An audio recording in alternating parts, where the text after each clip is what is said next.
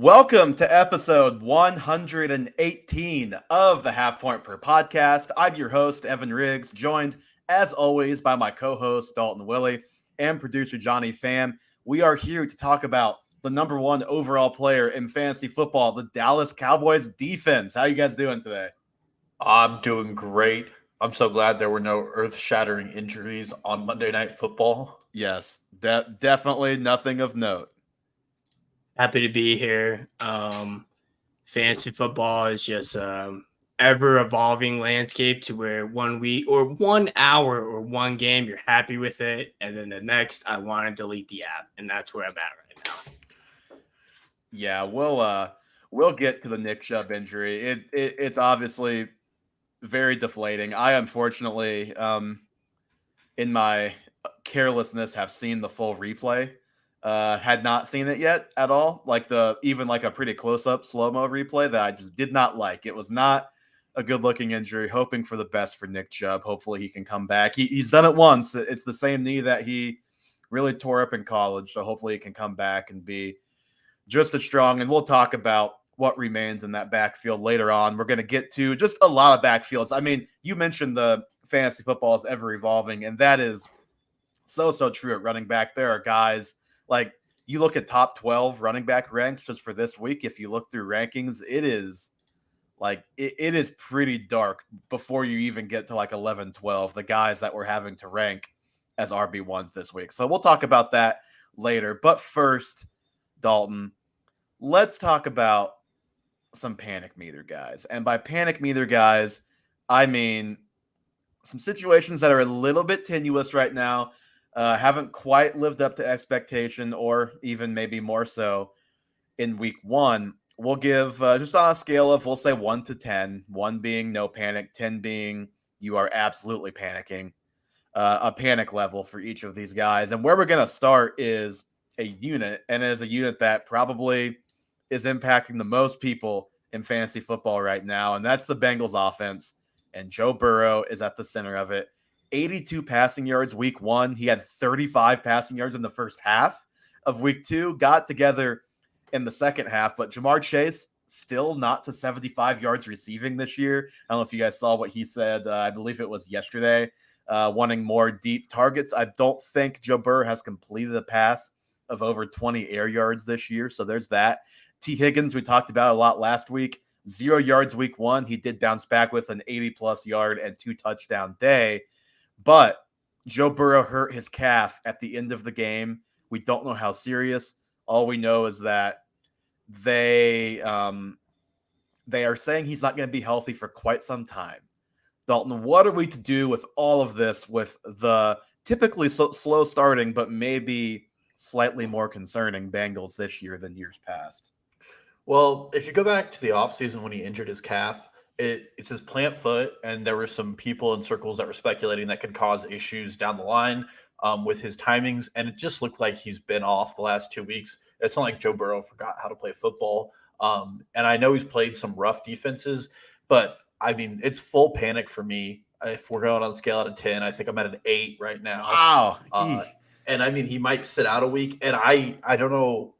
We've both had our qualms with Zach Taylor's play calling. Yeah. And now that you don't get an elite quarterback to cover up some of those misgivings, we have a significant issue. And I mean, all those guys in that offense, especially Jamar and T, were drafted to be league winners for you, and they're just not right now. Yeah. Although, T. Higgins, even with Joe Burrow banged up in the second half, actually did do that in the second half last week. But yeah, it's funny. I had that reaction just because it's shocking to hear 8. But I look back at my own notes and realize, I have it at a 7. So I am I am almost right. I'm basically right there with you. And, them saying he's probably not going to be 100% for some time is extremely concerning. I did a little stroll through Bengals Twitter, which usually is a place I try to avoid as a Chiefs fan because it's pretty toxic from my POV. But took a little look-see. Do you remember, I think it's Joe, is it Goldberry? But do you remember that account I'm talking about? He's a pretty prevalent guy on Bengals Twitter. And let me tell you, the vibes are not high with Joe and Bengals Twitter. I saw a tweet from him estimating it could be 2 to 8 weeks that Joe Burrow misses. I don't know if he had sourcing on that, but just the fact that he was throwing that out there, and he seemed to at least like he doesn't have a direct source telling him that, but I think he is drawing his own conclusions based on what he's hearing from some folks. I'll put it that way.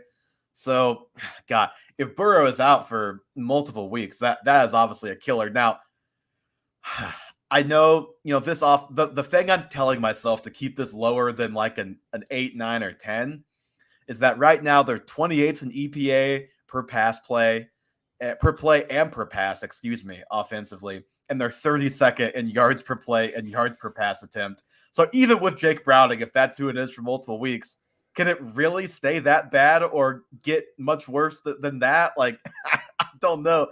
Even no matter who the quarterback is, you have Jamar Chase, you have T. Higgins. Like, the panic is high, but what could you do about it? Like, are you benching T. Higgins fresh off of a great game? I'm considering it in our Dynasty League, but it's really stressing me out right now. Are you benching Jamar Chase, who, again, has not produced at all, but like, it's Jamar Chase. This is the guy that's been one of the best 3 receivers in the NFL the last couple of years. Like, there's nothing actionable here, I don't think. I don't know what your opinion is on that.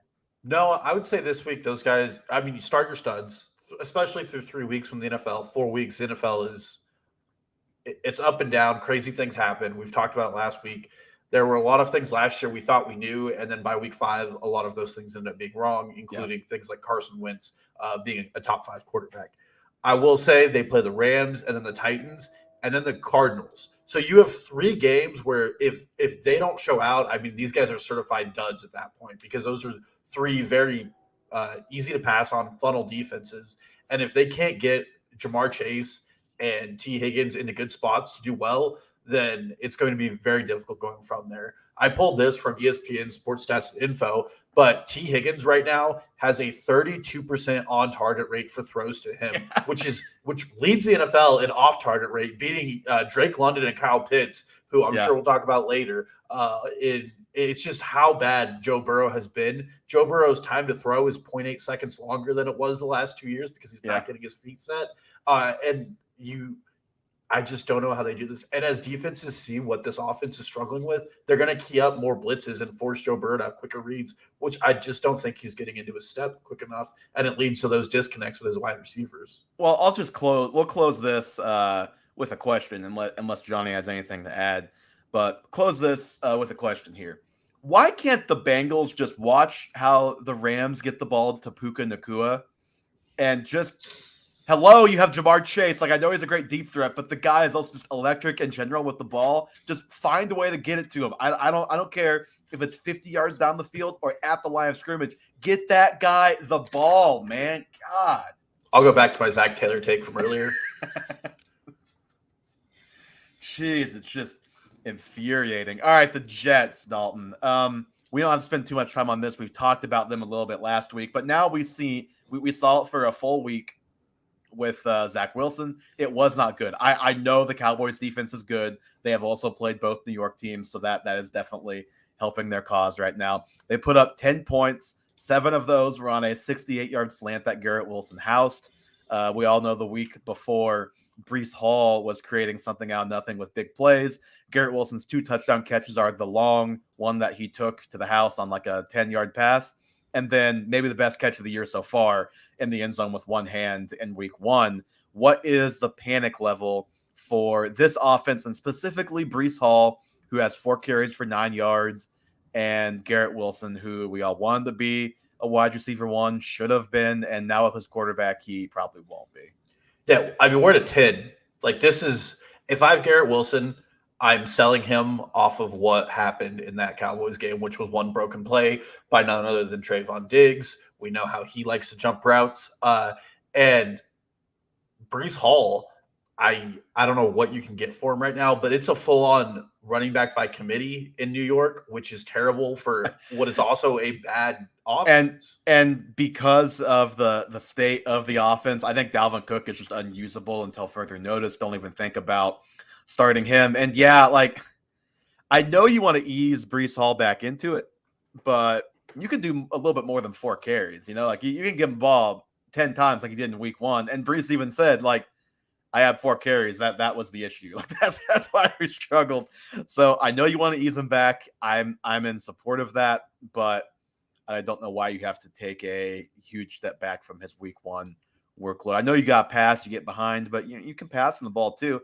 I promise you, a screen pass to Brees Hall has every chance of going 10 yards, just as much as a Zach Wilson pass over the middle.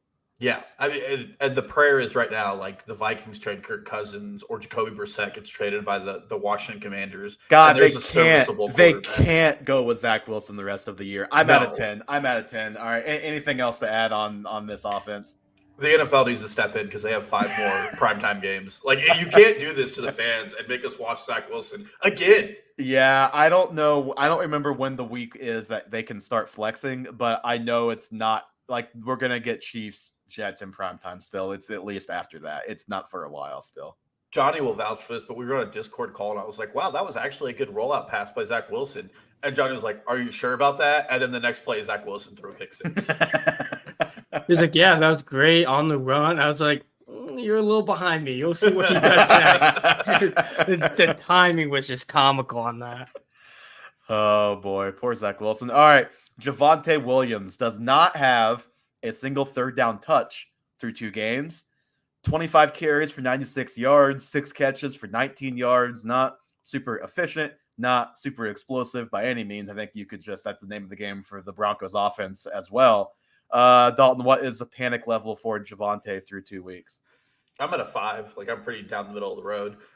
First, this isn't like Brees Hall where he was a 3rd, 4th round pick. This was a 6th round pick where you're not relying on him. Second, like, he still has some juice there. Hold on, we've got breaking news for the first time like ever on the pod that we can react to right now. I'm so scared. The Rams are sending Cam Akers to the Vikings. R.I.P. Alexander Madison. Yeah. Okay. Let's talk about for 3 seconds here. So Alexander Madison, Dalton, we've been less than impressed with him through 2 weeks. My takeaway after that Thursday night game was the Vikings need another running back here because he fumbled once, should have fumbled again, but a penalty by the Eagles saved him. And it doesn't look explosive, doesn't look like a starting running back. They're one of 2 teams with less than 100 yards. Like, what are your thoughts on this backfield now with Mr. Inefficient Cam Akers in week 1 joining Mr. slightly less inefficient Alexander Madison here? I think Cam Akers is better than Alexander Madison. I do too. Confidently say that. And this is probably a better situation. He just needed it. It really sounds like him and the coaching staff did not see eye to eye for 2 years. You go back to last year when they said they're going to trade him. It didn't sound like they could find a trade partner. My other immediate reaction is pick up Zach Evans immediately. Yeah.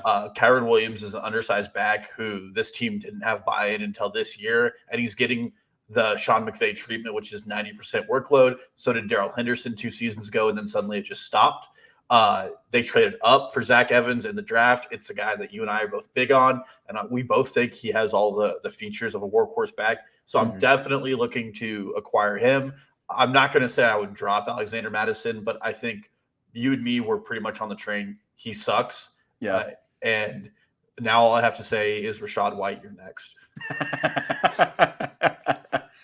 Okay, we'll get back to that Rams backfield a little bit later on, but I just wanted to I don't think we've ever had like a trade brick like that live pod. No. So go back to Javonte Williams. You said you're right down the middle. You're about a 5 right now on him. Yeah. Well, I mean, the offense isn't great, but Javonte still looks good when he gets his touches. I expect Sean Payton and co to continue to kind of open this up and get a little better as the weeks go on. Hopefully. And Javonte he still has that one run he had week 1 where he looked good. He's a little slower. You expect that, but he's getting playing time, which is important. I mean, some of us didn't think he'd be playing until week 6. So he's on the field. You don't need to start him. You can continue to take it slow with him. And the Broncos schedule, it's pretty light all season. I mean, they really don't play anybody that I'm going to be too concerned about them playing. I don't know, man. Chiefs defense, 6 points basically to the That Jags. is true. 14 to the Lions. I'd be pretty concerned. But they get the Dolphins, who the Chargers 8 against. Like, this could be a Javonte Eats week. And then they get the Bears, which, whoo, yeah. I mean, a lot going on in Chicago today. Yeah. So on this Wednesday afternoon. Gonna date this one right now in case something else happens between then and now. So I'm at a 7. I'm with you that it's good that he's playing. This offense, while I think it's a little bit better, I still think it's bad. I know they just scored 33, but unless Russell Wilson is throwing deep, I still think he looks bad. He looks indecisive. He just unless he's throwing deep, he doesn't look like a good quarterback to me. So I have long-term concerns about how good this offense is going to be. And he's getting outsnapped by Pirine, not out-touched. Will those touches go up? I have concerns about that just because of the lack of third down involvement. You can parse his first 2 weeks one of two ways. Either he's being eased back in, or he's just not going to be the third down guy at all this season. And I'm truly not sure which it is. I'm open to both, but I would say that's why my panic level is a little bit higher than yours right now. Now, we may not be having this conversation if Jaleel McLaughlin doesn't get one touch for one touchdown last week, which was frustrating for Javonte Williams. But that was a play designed specifically for Jaleel because Javonte doesn't have that outside speed like Jaleel. Yeah, I was going to say, because Jaleel is the most explosive running back in that room right now. Yeah. And that's not a shot on Javonte. Jaleel is pretty explosive. And I'm with you. I think Javonte looks a step slow. Will he get that back? I'm sure at some point. Will it be this year? That's very much TBD. Yeah. The last thing I'll say on it is, you're pretty much getting committees across the NFL now. The way they've gone. And I like the bet on skill over, I would start Javonte over Rachaad White in every league known to mankind. And I would do that every week in the NFL. And I will continue to bet that he's going to get better by the week. If he doesn't get the third down work, he doesn't. I still think that gives him top 15 availability because eventually he's going to make people miss like he used to. Yeah, hopefully so. All right, Kyle Pitts, 4 receptions for 59 yards in 2 games for Kyle Pitts. Drake London did get back on track week 2, scored a touchdown, had, I believe it was 6 or 7 targets. What podcast told everybody to drop him? To drop Drake London? Was it the Fantasy Footballers? Fantasy Footballers. Fantasy Footballers, where it's drop Pitts for Zach Ertz. They said that today. They said last week to drop Drake London. Yeah. Which I'm not gonna lie to you. I'm not saying to go drop Kyle Pitts, but Kyle Pitts. But I am drop saying him. I am saying if you feel like you have to make that decision, I cannot fault you. If you can't roster a second tight end, I'm not starting Kyle Pitts. I'm just not. He's outgained by Jonnu Smith, 47-15. He was out targeted, and I'm at a 10 here. If you can't tell on Kyle Pitts, we are all going to be screaming all season about his route participation, which was 88%, same as Drake London, as he tanks our teams the whole year. I just have to see it from Kyle Pitts before I put him back out there. And again, you can drop him. I won't hate you for it. And I am about another week or 2 away of the same thing of saying you should drop him. Yeah, I think you drop him at this point because there's just not enough to go around on this offense for him to get a workload that justifies it. Part of the way you get a good tight end in fantasy football who's not one of the top 4 is you just look at who's playing the most and getting targets. He's playing a lot. I was going to say, he checks one of those. He got out-targeted by Jonnu Smith and Mac Hollins last week. And you just really can't reliably start him. And if the Falcons have any sort of lead, which they're going to because they play the NFC South, they just don't throw the ball. And they're going to continue to not throw the ball. And then when they do have to, he's one of the least accurate quarterbacks in the NFL. His name is Desmond Ridder. And behind him is one of the least accurate quarterbacks in the NFL. His name is Taylor Heineke. Arthur Smith is an offensive genius in all the ways you don't want him to be, which is utilizing players that we didn't think should be utilized. I get it. Everything about Kyle Pitts is good except what he does on the field. But there just comes you just got to drop him. You got to move on. You got to look at somewhere else. Oh, man. If I have the time at some point, I'm going to make a thumbnail. That's just that quote with a Kyle Pitts picture. Everything he does is good except for what he does on the field. It's true. I know we're going to be in June, and we're going to be his air yards on the season was 1,000, and it looks so good. And they lined him up in the slot 48 times, and that's just usage you don't get anywhere else. Yeah, I'm just, if I'm holding him, I'm praying he has a good game, and I am selling at the first opportunity because you can't sell now because you're not going to get, well, I mean, you could try. I mean, try in your league. Maybe every league out there has one Kyle Pitts truther, so worth a try. Yeah, and just hopefully you're not the Kyle Pitts truther. Well, you're probably one of two if in your league, maybe if he's on your team right now at this point. All right, Josh Jacobs, a first round pick this year, 9 carries for -2 yards last week. I knew he was at negative yards at some point. I did not realize he actually finished with negative yards rushing, so that's not great. 19 for 48 the week before. So the efficiency has not been there. How he is saving himself right now is with a 7 for 74 receiving line. So it's not good, but it's at least giving you something. Like, you're not getting absolutely nothing for starting him right now. But Dalton, where are you at on your panic meter with Josh Jacobs through 2 weeks? I'm on a 7, but I also called him I knew we were going to disagree on this one. My first issue is just going back to when I talked about him on my bust episode. Running backs with 325 carries or more the following season historically haven't finished in the top 12 or the top 20 for the most part. The exclusions are mostly Derrick Henry, who is an exclusion in his own right because he's an animal. The other thing, what sucks is you have to start Josh Jacobs every week, no matter what, because he has above a 70% snap share. But you align that with how bad this offensive line play is. I went and looked at in the trenches with Brandon Thorne. He has them 31st, and he said this might be the worst run blocking unit he's seen in his career. I mean, that's pretty bad. The receiving line. I have a stat for that. Just wait a minute. You go ahead. The receiving's going to be there, and you just hope that checkdowns and Jimmy Garoppolo are going to save him. But like those boom games from last year, it's going to be hard to get there if this line isn't giving him the looks he's getting.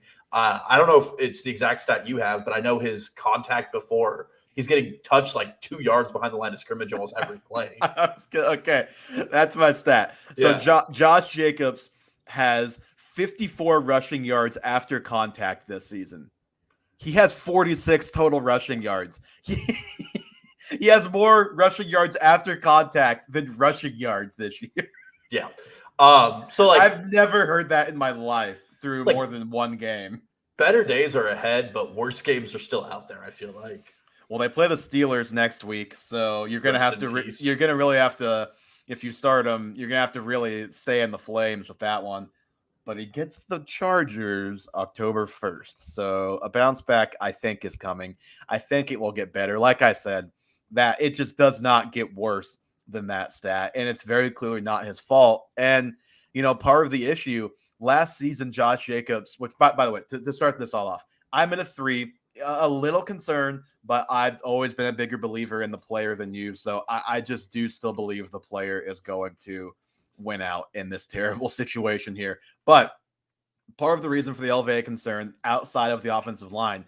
So last season, Josh Jacobs had 131 rushes against 2 high safety defenses, which you look at this year through 2 games, he has 5. And that is a Jimmy Garoppolo offense versus a Derek Carr offense, I think. And so that is one area that is hurting him right now, that even with improved offensive line play, I think will still continue to hurt him throughout the season. But like, it just can't, he has no run more than 7 yards, and you said the offensive line is just so bad. I can't help but think he's going to be a big time regression candidate. He may not live up to whatever 9 overall, but I still think he's going to have a very good season if he gets just a modicum of blocking at some point this year. Where do you put very good, out of curiosity? Like, well, I don't know, because he's RB33 right now, despite all of this. I was about ready to say, you know what, he could finish RB12, but like, I look at the running back landscape, it's like, oh, he actually maybe could still finish as the RB6 because running back is very rough right now. Yeah, I don't know. I still would say he has top 10 upside in him, like season long upside. It's interesting. I mean, hey, guys, I mean, the running back situation is so grim across the league that anything could happen. I mean, Kyren Williams is like RB4 right now, so Yeah, I'll pull up the ranks right now. He is RB2 right now in half point scoring. Brian Robinson is the RB3. Raheem Mostert is the RB5. Shout out Eli for 3 of the top 5 running backs in our Dynasty League being on his team. Bijan RB6, like Tyler Algier RB9. DeAndre Swift gets basically a DNP week 1. He is RB11 because he had a very good game on Thursday night. Well, and Aaron Jones is RB11 with 24. Aaron Jones is RB14. Yeah, what I'm looking at right now. So yeah, it's not great. Not great all around. Speaking of not great, Dameon Pierce, he has 15 carries for 31 yards last week. What's most concerning probably is the snap share, 45% each of the first 2 weeks. No role in the receiving game. He ran fewer routes than Devin Singletary last week. And it's not like they're not throwing. They've been behind. CJ Stroud just threw the ball almost 50 times last week for 384 yards. So the opportunities are there, but the opportunities have not been there for Dameon Pierce. I'll start us off here. And again, I know this is one that'll probably be a little bit lower on than you. I'm at a 5. Like, I still do believe in the player. I still think he can get on track, but there's no denying it is tough right now. The O-line has been decimated. Like, they were missing multiple guys last week. The line needs to get healthy, both for Stroud and for the running game's sake on this offense. But, Dameon Pierce is averaging, it's like negative 12.3 EPA per play or something like that. Like, it's comical how bad it is right now. I just have to believe it's going to improve. But what's most concerning is the snap share stuff. And the only thing that I really can say about that is I am hoping that they are trusting other guys in pass pro more than him. And their line is so bad with injuries right now that they're feeling like they have to do that. And that can course correct with health. That's what I'm hoping for. Yeah, I mean, I'm at a 9, but this, again, just like Josh Jacobs, he was on my bust list. Yep. Hey guys, he ran every third down receiving route in the preseason. So let's go back and victory lap preseason like a lot of people were. No, I mean, they're just not using him in pass protection or on passing downs at all, which is a major detriment to his usage. And then this offensive line, I think 4 or all 5 of them were out in week 2, and it looks like they're going to have to continue to rotate guys in and out because no one's healthy, which is not good for the running back play. And then, like, CJ Stroud drops back 49 times, and Dameon Pierce has 1, I think, target, maybe 2 last week. So it's just really hard to find a way for him to get there. You're going to be praying for touchdown upside weeks, and he's not even the bell cow he was last year. Like, he's splitting downs with Devin Singletary and even Mike Boone. Both of them look washed. But Dameon Pierce was also not drafted by this current regime and the coaching staff. And, I mean, he doesn't look any better than Devin Singletary, which is pretty bad considering Singletary is not the greatest player either. Yeah, I mean, one of the I won't say dynasty rules to live by, but we'll say one of the dynasty rules I have been made more aware of as I've played dynasty the last couple of years is these day 3 running backs who surprise and are really good as rookies. You need to be pretty skeptical of them. And, obviously it's case by case. Maybe Dameon Pierce can break that mold, but by and large, these guys are not the stalwarts year to year in lineups that we hope for. And so, like, Pacheco's a guy that fits that mold, and Pierce, both those guys I think can break that, but that is just, just something to be aware of with both of those guys. All right, Justin Fields. Not gonna lie to you, Dalton. I had this one on here before I knew you were gonna be here for this segment. Kind of dreading what your number is gonna be for Fields, averaging over 210 passing yards per game. I think that's gotta be a career high. Like that's positive. 1 touchdown through 2 games, not positive. 3 interceptions through 2 games, not positive. He has been sacked 10 times in 2 weeks. 10 times in 2 weeks. He only has 13 carries for 62 yards. He does have 1 touchdown. Dalton, you go first. What's your panic level here with Justin Fields? Just keep taking your victory laps with these last 3 guys. I didn't even write this panic meter, but you did. Again, another guy I had at his bust. I thought you weren't going to be here. He's a 10. I mean, this offense, like, I understand that last year Justin Fields had no weapons. And now I understand this year it's his offensive coordinator. What I struggle with is you can only make so many excuses for a player before you look at the player and say that you have to do better. It's through 2 weeks of football. Like Josh Allen, I don't even know if he's a top 8 quarterback right now. So there are things to change, but his like time to drop back has increased. Like everything is going slower for him, which is terrible. His receivers are running routes into each other, which I don't know if that's a scheme issue or a receiver issue. And then last week they finally got DJ Moore going. It didn't really matter in the grand scheme of things. And the Bucs defense is not the best. I just don't know. You need him to do better. He plays a Chiefs defense that held Trevor Lawrence to 9 points. And I think Trevor Lawrence and his weapons and his coaching are vastly superior to what Justin Fields has. And if he's not going to run the ball, like you drop him. I mean, in all honesty, if you get through 5 weeks and he has like 20 rushes, you're dropping him because there's no upside to his case because he's not an NFL passer yet. Okay, so you're saying at that point, or are you saying to drop him like if he was on your team right now, would you drop him right now? No, because first of all, you spent like a 4th or 5th round on him, and I'm not going to let that cost sink. And second of all, like if Kirk Cousins is still on your waiver wire, maybe him. But like other than that, he's probably not. He's probably not. Other than that, I mean, it's going to be difficult to find anybody replacement level to what Justin Fields could provide. So, but he's definitely getting benched this week. Okay. Oh, in fantasy. Okay. For a second, I went back. I was like, wait, you think the Bears are benching him? They just got Nathan Peterman. Dalton, who are they benching him for? Surprise. Guess who's walking through that door? Aaron Rodgers on one leg. Okay. So I'm at a 4. I'll give I won't say pro Justin Fields, but just the more pro Justin Fields side of what's going on here. And I saw Dan Orvalsky made this point yesterday, and just parsing out the 2 Justin Fields media availabilities today, I think this is true, that he's thinking way too much out there right now. He's always been slow to react, held the ball. Like, we've been over that. That's why he took so many sacks last year. That's why he is this year. There's a clip, if you search at Baldy NFL on X, you will find an alarming clip where Rashawn Johnson is open, walking into the end zone for a very long time, and he looks at him, looks away, looks at him, looks away, and never throws it to him. No, the worst part is that he steps up and then gets sacked. Yeah, like, that's the worst part of the clip. Yes, very fair. Good addition there. So, like, I know that he has his issues right now, but I think the coaching is just brutal, like with what he's getting right now. Ted Wynn from The Athletic made this point, and I think it's true. You could give him Greg Roman as his offensive coordinator, and that would be so much more helpful right now because he would develop a running game to fit Justin Fields and not be trying to make him into this drop back passer. Be like, I know you want to see if he can pass.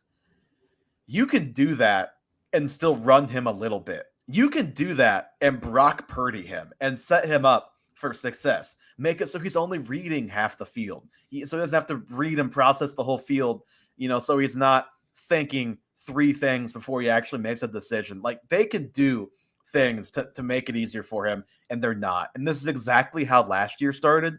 And then you got to week 7. Week 7 through 16 last year, they averaged something like 2.16 points per drive, 12th in the NFL, so they were an above-average offense, and we all know what the fantasy finish for Fields in that stretch looked like. I'm not defending his play right now. It's been bad. There are still flashes of arm talent that you see that make you think that at some point, if the mental side gets there, the passing can be there to some extent. But his coaches are doing him no favors. And, you can talk about the weapons, but the bottom line is we like his running back. We like DJ Moore. Like, he's got stuff there. Like, it's not Bryce Young level supporting cast. Like, he doesn't have that excuse to fall back on. The coaches really need to look themselves in the mirror, look their personnel in the mirror, and decide to play to their personnel instead of what they want to play to. And I think if they do that like last year, then they will improve like they did down the stretch last season. So that's why I'm still at a 4. I need to see more. Yeah, my bigger concern is that the coaching staff doesn't get right.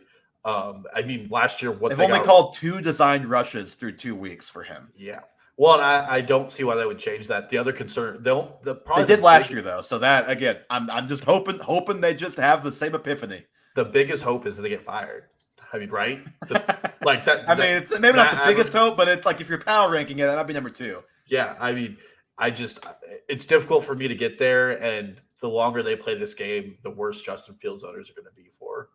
Yep, and the worst Justin Fields is going to be long term because he is being ruined by this coaching staff and this situation. No matter what, even if you and I have differences of opinion on maybe the upside, I think we can both agree that they are doing him no favors, and this needs to get fixed ASAP because we know what can happen with young quarterbacks when you put them through this ringer for a long time like they are right now. Is it year 3 or 4 for Fields? 3. Can we even call him young anymore? I mean, it's like year 2.5 as a starter. We're just getting there. Next year, the excuse is going to be something else. I'm sure he has to acclimate to the new offensive coordinators. But, all right, we have a question from Evan Gittleman in the chat. That'll transition us really well to our next topic, which is running backs and backfields. And we're going to start in Cleveland. We all know Nick Chubb, just a brutal knee injury. He's out for the season.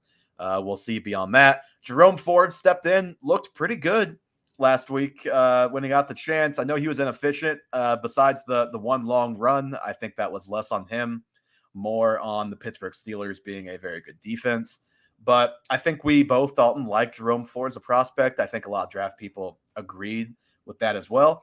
Now the Browns bring in Kareem Hunt. So we've got Kareem Hunt in this mix. And then to answer Evan's question in the chat before we move on, pick 2 this week, DeAndre Swift, Matt Breida, Joshua Kelly, and Kareem Hunt. We're going to talk about a lot of these guys throughout the rest of the show. So if you want more context on all of them, you can keep listening. To answer this question, I am going with DeAndre Swift and Joshua Kelly. Dalton, what about you? Yeah, same. Swift gets a bad Bucks defense. Joshua Kelly gets a bad Vikings defense. Both those guys led their backfields last week. Breida, they're going to rotate it, and it's not a good matchup for the Giants at all. And then Kareem Hunt, I mean, he's coming off of like 4 days to learn whatever they're going to design up. So if Kareem Hunt's going to have his days, it's probably going to be in the next couple of weeks and not this week. Swift and Joshua Kelly by a pretty good margin, in my opinion. Yep, and beat writers for right now are saying that it's Jerome Ford's backfield. He's the lead back still on this backfield. You know, Kevin Stefanski came out and said the same thing. I think before Kareem Hunt, I was thinking RB2 type of value for Jerome Ford rest of season. Now I'm probably thinking a little more so toward flex consideration for him. But I think it's just so up in the air because Kareem Hunt, he did not look good last time we saw him. But it's at least in the realm of outcomes that Kareem Hunt, who has not been the same since that calf injury in 2021, it's within the realm of outcomes that he just was never quite right last year and he's better this year, or he's just washed. So I think we need to wait and see, but I'm totally good throwing Ford out there this year or this week. And I think on the whole, he's going to be a fine start for the rest of the season because I like how he looked. You can see how fast he is. He's a very fast, explosive running back. Yeah, and this offense isn't moving anywhere without actual running game. I mean, Sean Watson looks cooked. They need their run game to be efficient. They have a top 5 offensive line and a good defense where they're never going to be out of the game and they can continue to do it. Mm-hmm. Agreed. Anything on the Browns before we move on here? No, I mean, that's about it. I think it's Jerome Ford. I'm not going to let like Kareem Hunt really scare me off of Jerome Ford. He had to do a full-on workout to prove he could play here, and he's certainly been passed over by other RB needy teams. So there's something there we're probably missing. But if you got a hold of him off waivers for free, that's still a good call. But I think it's Jerome Ford's backfield till it's not. Yep, agreed. Okay, the Ravens. A little bit of breaking news since I put them as a topic, and that is that Justice Hill hurt his toe apparently last week, and am unsure if he's going to play this week. Now, it sounds like not a long-term thing. So for this week, I think you can fire up Gus in lineups if you need him. But just on the whole, so the Ravens, Gus Edwards outproduced Hill because he converted the goal line opportunity. But Dalton, what are you thinking season long between Gus Edwards and Justice Hill as things stand? Which guy would you rather have? Well, the concern, I don't know if you saw the injury, but it's turf toe is what they're saying Justice Hill has, which it seems to be one of those injuries that stays with you. And they did bring other running backs to work out and signed Kenyon Drake is on the to practice squad. That's going to fix everything. So I need that Arrested Development, but it might work for us. But although for the Ravens, that's like times 2 because he's been there before. Yeah, I mean, they're just retread city with him and Melvin Gordon sitting around. But I've always been a Gus truther. You know, he's 4th in the NFL in yards per carry in his career with 5. Very impressive. The list includes him, Jamal Charles, Nick Chubb. May he rest in peace. So I still like Gus Edwards, but Justice Hill had like 50% route participation, got targets. Yep. Gus is going to get the goal line work. I think that's an easy gimme, but I think both guys are fantasy viable, and I'm going to continue to start both if I have them.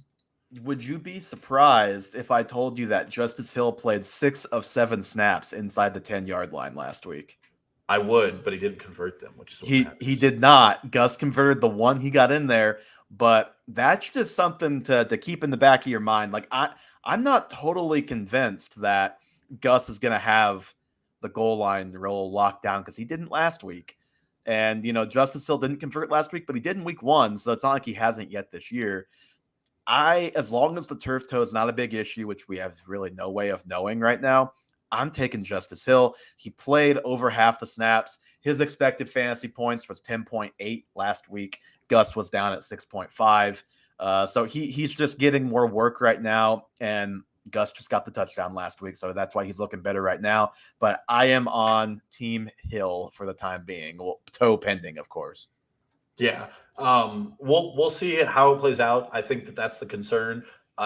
The other interest will be if they elevate Keaton Mitchell or if they elevate one of these retreads as their third running back, which will be something to keep an eye on as we go forward, because both Justice Hill and Gus Edwards are 2 guys who I can see going down in any time. Yeah, like they could, and especially like the Ravens have done this. Like they could just have they could get Kyren Williams at any moment, and nobody would be surprised. We don't talk about Kyren Williams in this chat. Okay, the Rams. Speaking of being Kyren Williams, I think I could also call that being Cam Akers. I mentioned earlier. We talked about it. Akers is now in Minnesota, so on paper, this is looking like it's Kyren Williams' backfield, especially in the short term. And you know, last week he steps in and plays 95% of the snaps, gets 20 touches, 100 total yards on the dot, and 2 touchdowns. I wrote down here Cam Akers is cuttable. Don't do that now. Hold on to him, see what happens in Minnesota. Let's focus with what's left behind, though. What do you make of this backfield? Is it just we start Kyren Williams, we pick up Zach Evans, and then we just wait and see what happens over the next couple of weeks? Because he cannot continue to play 95% of the snaps. He says, as Christian McCaffrey plays 100% every week, but he can't do it, right? Like they're just not going to do that. I mean, I don't think they're going to. The difference is, too, Christian McCaffrey gets split out wide and doesn't play all running back snaps, which changes it at least a little bit.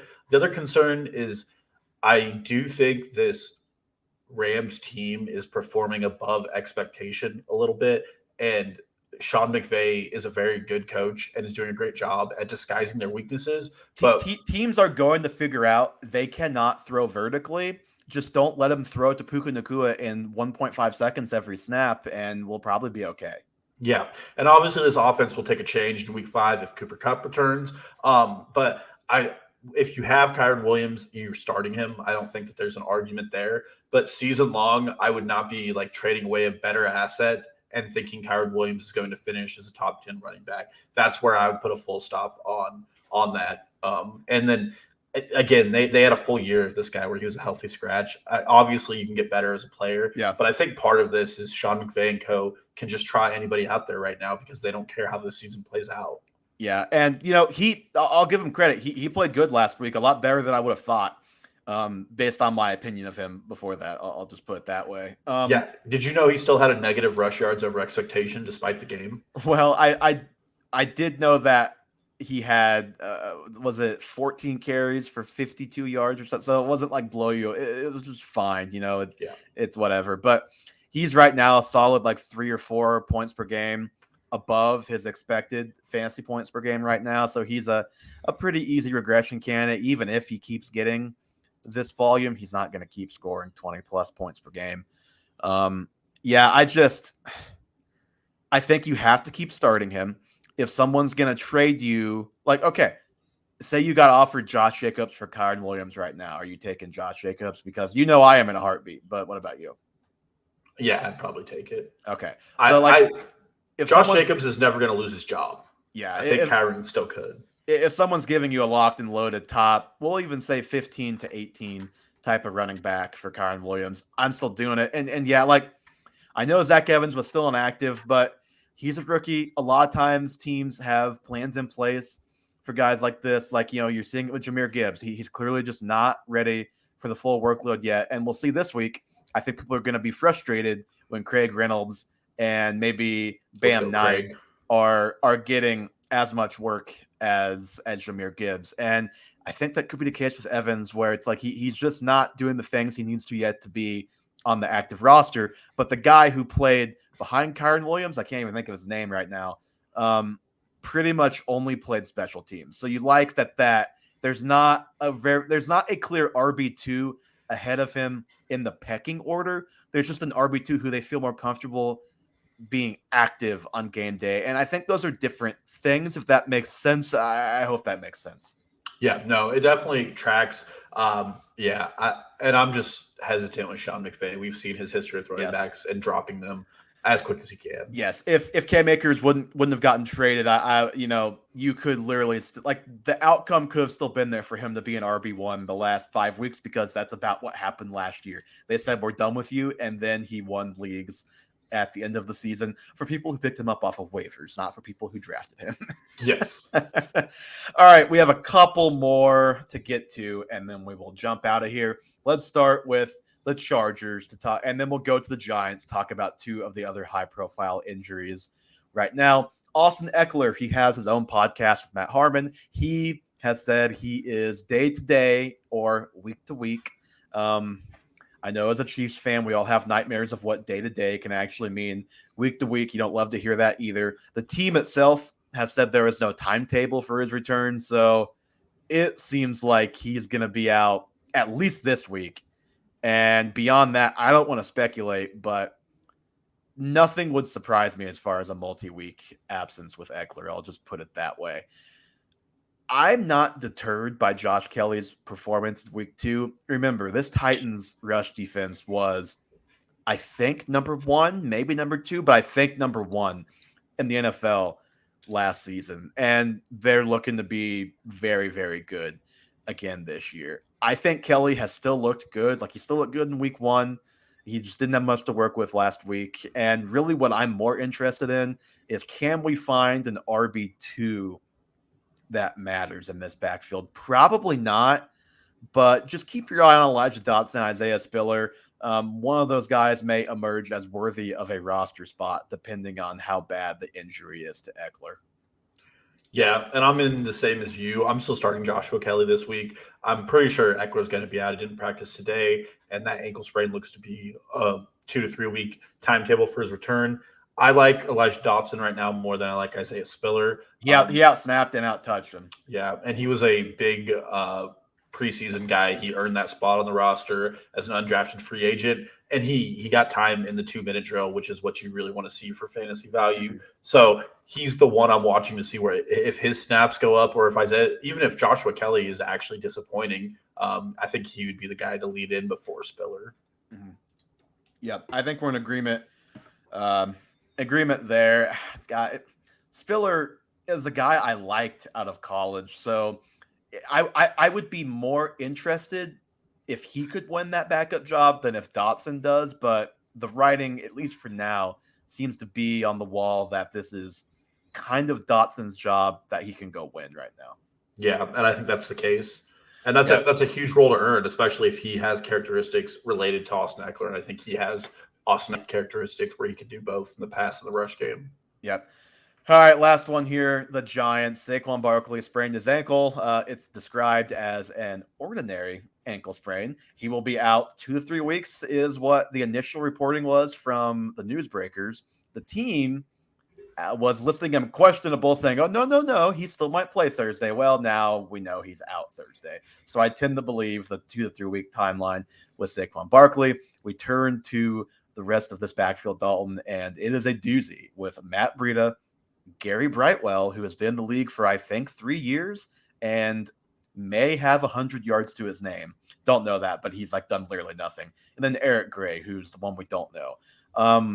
What are your thoughts on this situation this week and, over these next couple, assuming Barkley is not going to be there?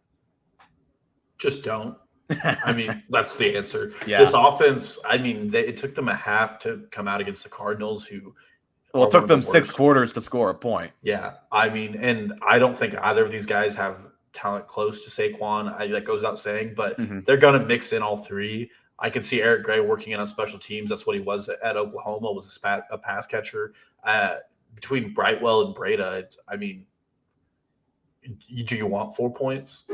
Yeah, because that's what you're getting. Brightwell, I think he'll be a factor. Breda, he hasn't really been relevant for like 4 or 5 years, and even when he was, he's often injured. He's known to be injured, come back, be injured again, and come back again within the same game. So you're gonna have to deal with that. And he was just never that good. He is an explosive player. He can break off a big run and have a good day, but he himself as a player has never really been that good. I think the only course of action I'm taking here, and this would be in a deeper league, or just if your roster is shaken out in a way where you're just looking for an RB stash and there's just not much out there. You got outbid on waivers. You're kind of like, man, I've got this spot to burn. I'm just going to stash Eric Gray and hope he looks really good, because he's the one that we don't know. I liked him well enough coming out of college.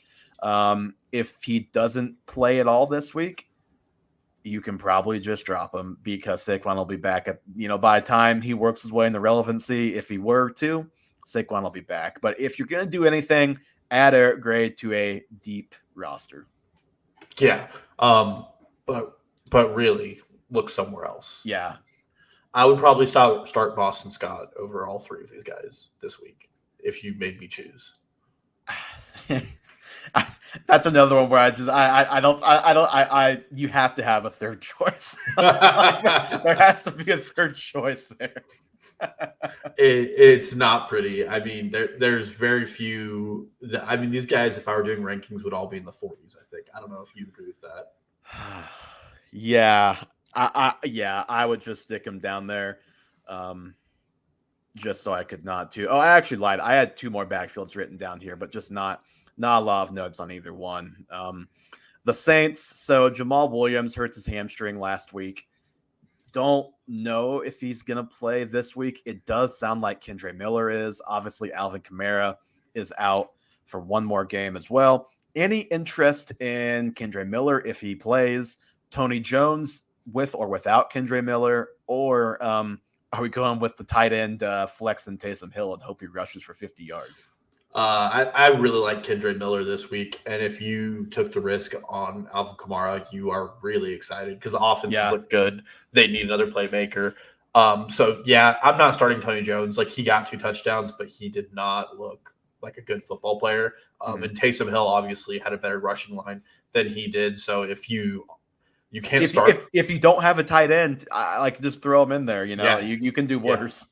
Yeah, and then they I don't know if you saw this. They elevated their fullback, so that's going to be their third running back. So I think it's Kendre or bust. I'm a big fan of Kendre Miller. I think he's really good, and I think him getting a full game could be good for anybody who snaps him up off waivers. I would start him over any of the Giants guys, Kendre Miller. I would start him over all the Eagles besides DeAndre Swift, and that could end up being wrong. It could be a Kansas game all week, but I would go with Swift in that backfield. I would start Miller over everybody but Swift there as well. All right, with the Colts, not really much to talk about here because this is Zach Moss's backfield. He played all but 1 snap. Really, the real question with Zach Moss is, what do we think of him for the next 2 weeks without Jonathan Taylor? And now it could be longer. But let's, a whole host of guys we've talked about here. Let's go through it real quick. Play a name game. Joshua Kelly or Zach Moss the next 2 weeks? Zach Moss. I'm going to take Joshua Kelly because I believe in the offense more, but I don't hate it. Dameon Pierce or Zach Moss? Oh, Zach Moss. Zach Moss for me too. Javonte Williams or Zach Moss? I'm going Zach Moss. I'm going to go Javonte. Jerome Ford or Zach Moss? Zach Moss. Zach Moss. I would have gone Jerome Ford probably before Kareem Hunt. Najee Harris or Zach Moss? Oh, Zach Moss. Yeah. Were you guys watching? Did you see his play where Najee, it was a good play, but where he basically like reversed field and like broke a tackle and ended up reversing field and going the other way for like 12 yards? Yes. He looked so slow doing that. Oh my gosh. Yeah, I mean, this Steelers offense does no favors, but he does himself no favors in this offense either. No, I'm taking Zach Moss there too. Isaiah Pacheco or Zach Moss? It has to be Zach Moss, mostly because I don't know if Pacheco's even going to play with a hamstring contusion. Yeah. Now we've got the hamstring issue. I was literally yelling on my couch the entire first half to give Pacheco the ball last week. For real life and for fantasy, hopefully that happens sooner rather than later because the offense looked pretty good when Pacheco was running up the middle. All right, Dalton, anything else to add on Zach Moss before we jump out of here? No, I mean, if Gardner Minshew starts this week, even better. Yeah, because Anthony Richardson is not vulturing those touchdowns if it's Gardner Minshew in there. Yeah. All right, that is going to do it for episode 118 of the Half Point Per Podcast. Anthony Richardson, try protecting yourself a little bit better, please. We'd like to see you out there in future games. Give us a follow on Twitter, Instagram, and TikTok at Half Point Per Pod. Subscribe to the YouTube. The link to all of those things is in the show notes, as always. The show is available anywhere you listen to your podcast, Spotify, Apple, etc. Leave us a review. Put this guy's lineup up on the screen to end the show. Thank you all so much for listening, and we'll be back with what I'm sure will be a perfectly normal Week 3 discussion next week.